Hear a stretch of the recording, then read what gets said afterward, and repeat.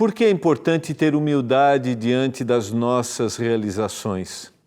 Hoje nós vamos concluir o nosso estudo da lição 5 e ver qual foi o resultado de todo o processo que o rei Nabucodonosor passou até reconhecer que toda honra e glória pertencem somente ao Deus Criador do Universo. É agora no programa Escola Bíblica.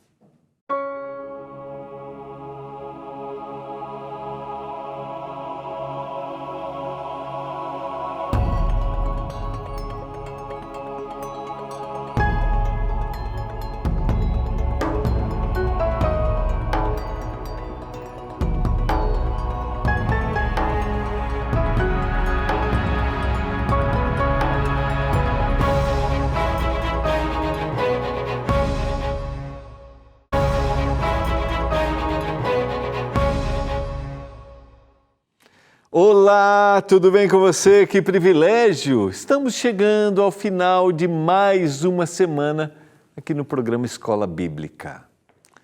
Eu espero que você esteja tendo, né? A gente tem aí amanhã e concluímos no sábado a semana, mas eu espero que você tenha tido uma semana abençoada, aqueles desafios que a gente sempre tem, mas a certeza de que não estamos sozinhos. Privilégio de poder estudar a Bíblia com você a cada noite. Privilégio de estudarmos a profecia bíblica. Estamos estudando nesta temporada o livro de Daniel e o que eu ia dizer é que se talvez você esteja passando aqui pela primeira vez, esse é o programa Escola Bíblica, aqui na TV Novo Tempo, e nós temos o privilégio neste programa de estudarmos a Bíblia através dos guias de estudos que são produzidos aqui pela nossa Escola Bíblica da Novo Tempo. Nós temos mais de 2 milhões de alunos na Escola Bíblica e eu quero sempre te motivar a ser um aluno da Escola Bíblica, lembrando que é só você pedir o seu guia de estudos, você vai preencher um cadastro, é muito simples, só mandar mensagem no WhatsApp e você recebe um link, ou você pode acessar o nosso site, ou você pode ligar no horário comercial. Faça contato com a gente, seja um aluno da Escola Bíblica, conheça mais da Palavra de Deus. Você pode estar perguntando, mas quanto custa? Nada. Basta você decidir, eu quero conhecer mais a Bíblia. Você tem algumas reservas, algumas assim, falam tanto da Bíblia. Eu te digo, comece. Você pode começar a hora que quiser, pode parar a hora que quiser. Sempre que eu vou estudar a Bíblia com alguém pessoalmente, eu digo assim, nós vamos estudar a Bíblia. Mas se você disser assim, pastor, não quero mais, está tudo bem. A amizade continua a mesma. Lembra que o princípio do relacionamento de Deus com a gente é o amor. E a base do amor é a liberdade. Liberdade para a gente escolher. Ninguém viverá a eternidade porque estava com medo, não. Nós viveremos a eternidade porque reconhecemos e aceitamos o amor do Senhor e o amamos também e contagiamos os outros com esse amor. Portanto, estude a Bíblia. Eu quero orar a Deus nesse momento, quero convidar você a abrir a palavra. A gente está aqui, deixa eu mostrar, né? Não mostrei, a gente está no... se você está assistindo pela primeira vez, todos os outros temas, a gente está na lição número 5, tá? Está aqui, ó. Do palácio ao pasto, a gente vai entender hoje, na conclusão, essa história. A gente está na lição 5 e no capítulo 4 do livro de Daniel. Então, você pode assistir todos os outros programas, estão no nosso canal no YouTube, youtube.com/Escola Bíblica NT ou no ntplay.com. Peça seu guia, vamos entender a palavra. Abra sua Bíblia no livro de Daniel, o capítulo 4. Vamos orar a Deus nesse momento. Pai do céu, nós vamos abrir a Tua palavra mais uma vez para estudarmos juntos, para compreendermos os Teus propósitos e aplicarmos na nossa vida. Nos ajude agora. Abençoa cada um dos nossos telespectadores, aqueles que têm procurado te conhecer cada vez mais. Talvez diante de incompreensões, alguns estejam, mas que ele tenha certeza de que não está sozinho. Eu clamo por isso em nome de Jesus. Amém. Vamos lá, eu quero ler um texto que está em Ezequiel capítulo 26 e o verso 7. É uma profecia contra Tiro e como Ezequiel chama Nabucodonosor. Porque assim diz o Senhor Deus: eis que eu trarei contra Tiro a Nabucodonosor, rei da Babilônia, desde o norte, o rei dos reis, com cavalos, carros, cavaleiros e com a multidão de muitos povos.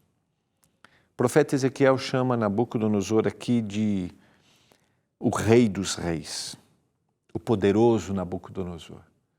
Quando a gente faz uma leitura deste texto, quando a gente lê o texto bíblico e a gente entende um pouquinho essa descrição que a gente viu no texto, eu vou reler essa descrição, mas eu quero aqui ler um pouquinho como o próprio Nabucodonosor, nos tabletes cuneiformes que foram encontrados da sua descrição da Babilônia, ele diz: construí esse palácio, lugar da minha realeza sobre os poderosos reis, palácio de alegria e de regozijo. Em Babilônia, edifiquei sobre o topo do antigo canal, com argamassa e tijolos, fortifiquei seus fundamentos. Sobre a cidade da Babilônia como um todo, ele escreveu: fiz de Babilônia a cidade santa, a glória dos grandes deuses, mais destacada que antes. Nenhum rei jamais criou, nenhum rei anterior jamais construiu o que construí magnificamente para Marduk, o Deus. Quando a gente vê essa descrição e a gente vê a história bíblica, a gente começa a compreender um pouquinho do impacto que tudo isso trouxe, o impacto da perda, o impacto de que o seu reino passaria. Ao cabo de 12 meses, passeando o rei no palácio real da cidade da Babilônia, diz o texto 29, ele se admirando, como tudo isso impactou a ele diante dessa descrição. E está aqui, falou o rei: não é esta grande Babilônia que eu edifiquei, a gente leu ontem esse verso, para a casa real, com o meu grandioso poder e para a glória da minha majestade. Perceba que este indivíduo estava centralizado nele mesmo. Tudo o que acontecia, toda a vida girava em torno dele. Quando indivíduos poderosos, quando indivíduos que governam, ou numa menor escala, às vezes líderes religiosos em uma comunidade, centralizam a vida neles mesmos, ou quando nós, e eu me coloco aqui como um líder religioso, quando nós centralizamos a nossa vida em nós mesmos, a soberba, o orgulho, tira da gente o olhar daquele que nos faz humildes, o Senhor Jesus. Pode ser numa menor escala ainda, no ambiente familiar, pode ser no ambiente de trabalho, quando nós nos centralizamos em nós mesmos, quando o eu, o ego é o mais importante, o nosso olhar ao redor, o nosso olhar para as pessoas se dilui. Quando os nossos gostos, quando a nossa vontade está acima de qualquer pessoa, o nosso olhar para os outros é um olhar, sabe, de soberba, aquele que está olhando por cima. A gente perde a sensibilidade e a gente perde a noção da necessidade que as pessoas têm. E foi exatamente isso que aconteceu com Nabucodonosor. Vamos à sequência. Eu fiz ontem a descrição do que ele fez, a construção dos jardins suspensos para sua esposa, lembrar da sua terra natal. E o resultado diante de tudo isso? Falava ainda o rei quando desceu uma voz do céu: a ti se diz, ó rei Nabucodonosor, já passou de ti o reino. Verso 31, já passou. Falava ainda o rei quando desceu uma voz do céu: a ti se diz, serás expulso de entre os homens, e a tua morada será com os animais do campo. Far-te-ão comer ervas como os bois, e passar-se-ão 7 anos por cima de ti, até que aprendas que o Altíssimo tem domínio sobre o reino dos homens e o dá a quem quer. Está aqui. A profecia estava se cumprindo. No mesmo instante se cumpriu a palavra sobre Nabucodonosor e foi expulso de entre os homens e passou a comer erva como os bois, e o seu corpo foi molhado do orvalho do céu, até que lhe cresceram os cabelos como as penas da águia e as suas unhas como as das aves. Verso 33. O que a gente tem aqui? O cumprimento da profecia. Lembra os passos anteriores? Ele recebeu o sonho. A grande árvore seria cortada, seria presa, ficaria o tronco, ficariam as raízes. Daniel interpreta o sonho: tu és. O Senhor foi dizendo, Daniel dá o conselho: se humilhe diante do Senhor, reconheça os seus pecados, sua exaltação, e trate os outros com justiça e misericórdia. Mas diz o texto que o rei desprezou, continuou olhando para tudo que ele havia feito e se exaltou. Ele pensou: eu tenho poder, eu sou poderoso, eu que fiz todas essas coisas. E agora, o cumprimento da profecia. A profecia se cumpre e a gente tem mais uma vez a certeza disso. Quero fazer uma análise, dessa descrição, voltando aqui só um pouquinho. Ele passou a comer erva como bois, o seu corpo foi molhado do orvalho do céu, até que lhe cresceram os cabelos como as penas de águia, suas unhas como as das aves. A gente encontra no 3º e no 7º século muitos casos como esse na Europa. Estudiosos, é o seguinte, estudiosos apresentam isso. Está aqui uma análise psiquiátrica do que aconteceu. Os especialistas dizem que isso é uma paranoia e esquizofrenia. O paciente imagina que se transformou num lobo, e ele se transforma num lobo. Chama-se isso de licantropia. O paciente imagina que se transformou em um boi, é boantropia, o que acontece com ele. Então o paciente imagina, dentro de um quadro de paranoia, de excesso depressivo, de esquizofrenia, e isso acontece. Lembra bem, nós não temos acompanhamento psicológico, tratamento, como nós temos hoje, acompanhamento tanto terapêutico com um psicólogo, quanto uma análise psiquiátrica através do medicamento. Então, a gente não tem. Isso é recente. Então, a gente temos um quadro de problema psiquiátrico. Mas lembra? Nós temos uma ação divina para salvação. Mas lembra bem, o Espírito de Deus dá lucidez, lampejos de lucidez, trabalhando na mente desses indivíduos. O Espírito, não há obstáculo para a ação do Espírito Santo. Por isso, o Espírito de Deus trabalha com todas as pessoas e a gente não consegue dimensionar essa atuação. E a gente vai ver que o Espírito Santo atuou na mente de Nabucodonosor e ele aceitou e reconheceu. é após o intervalo.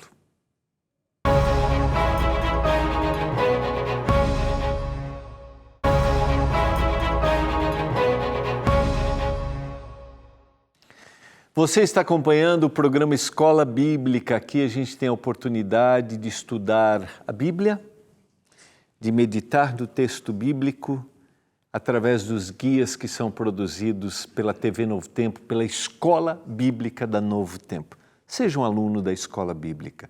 Eu quero retomar lendo o texto de Provérbios, capítulo 16, verso 18. Esse é um daqueles textos que a gente deveria guardar sempre, lembrar.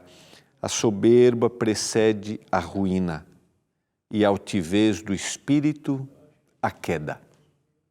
Fica evidente que isso aconteceu na vida de Nabucodonosor.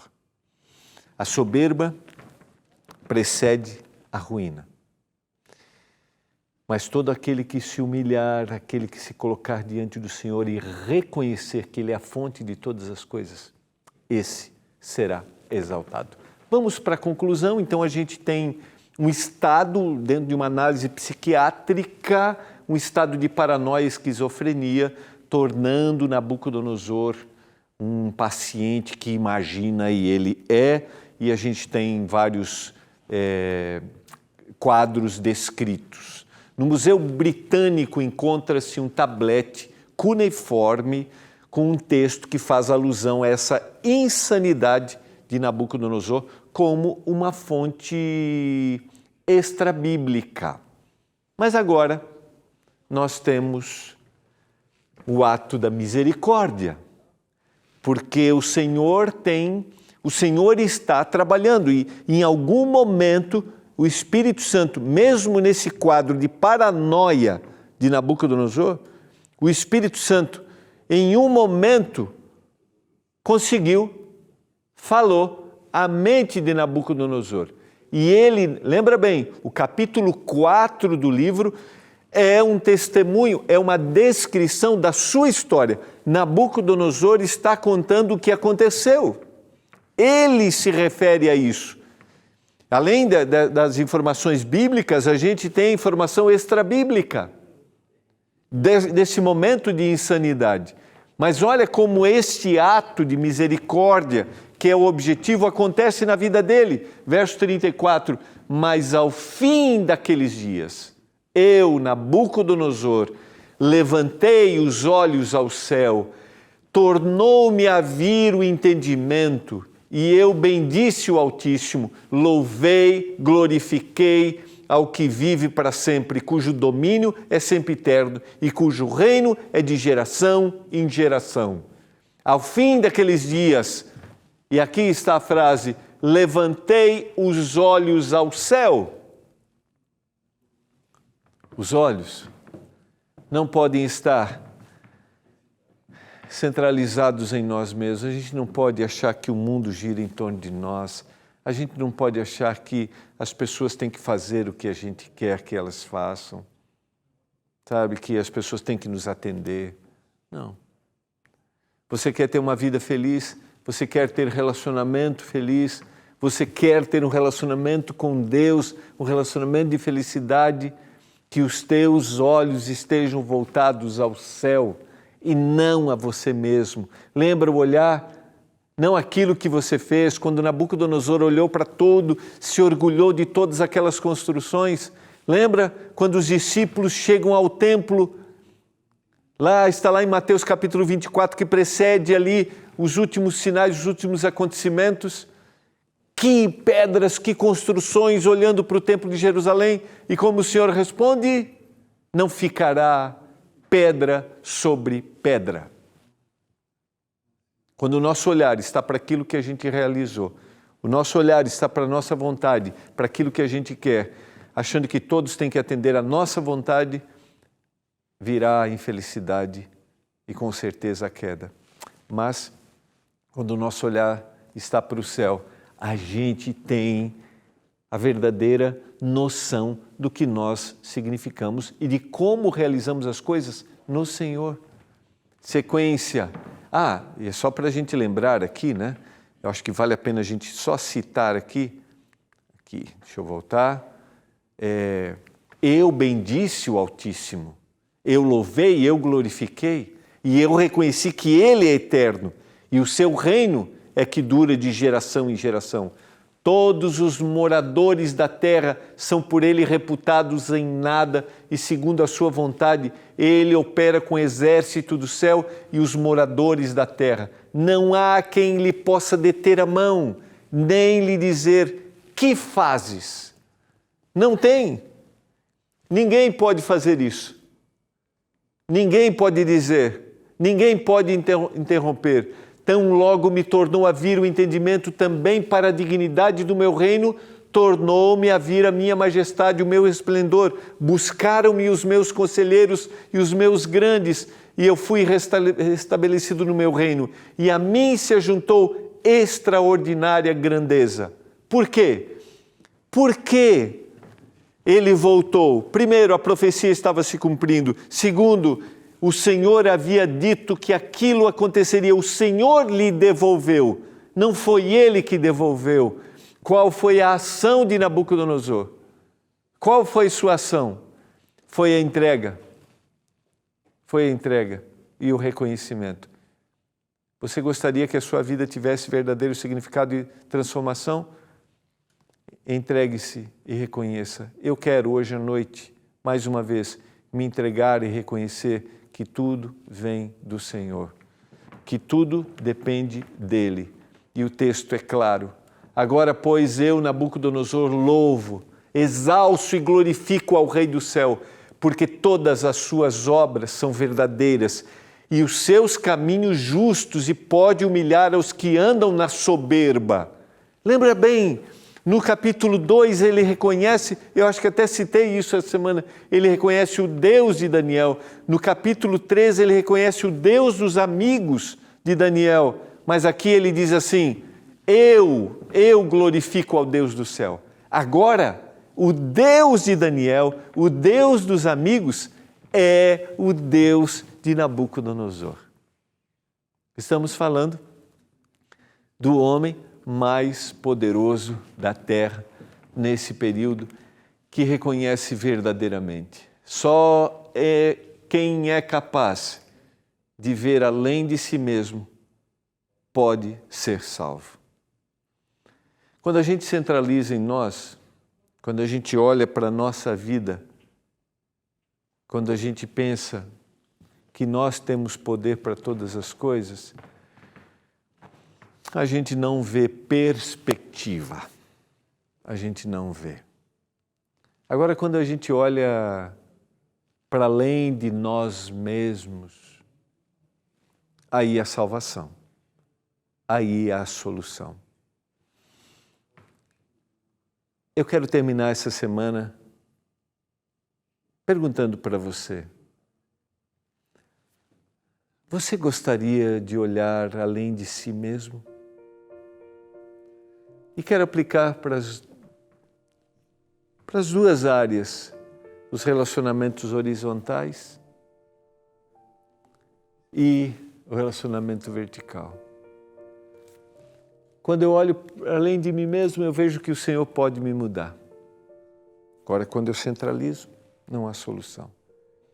E se o Senhor muda, se o Senhor transforma, se o Senhor me ajuda a administrar meu ego, meu eu, o resultado é que eu vou olhar para o outro com o olhar que eu devo ter, o olhar do céu.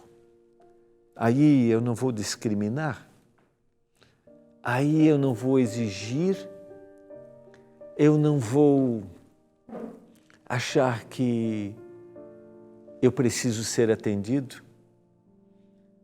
Aí eu vou ter um relacionamento saudável. Mas tudo começa com o olhar que eu devo ter, além de mim mesmo, olhar para o Senhor. Quando Paulo diz, já não sou eu quem vive, mas Cristo vive em mim, ele está dizendo, não é o meu eu, mas é o Senhor. Eu quero orar por isso agora. Você deseja abrir seu coração para que o eu seja transformado? Vamos orar. Pai, Obrigado pela Tua palavra. Obrigado por essa história de transformação deste homem poderoso. Que ela seja motivação para que nós entreguemos o coração para Ti e que haja transformação em nós. Nós entregamos nossa vida a Ti neste momento, em nome de Jesus. Amém. Foi bom demais ter a sua companhia. Quero te desejar um final de semana muito feliz e olha, semana que vem a gente vai ter o cumprimento parcial da profecia, a queda da Babilônia, de uma forma extraordinária. Bom final de semana e até segunda.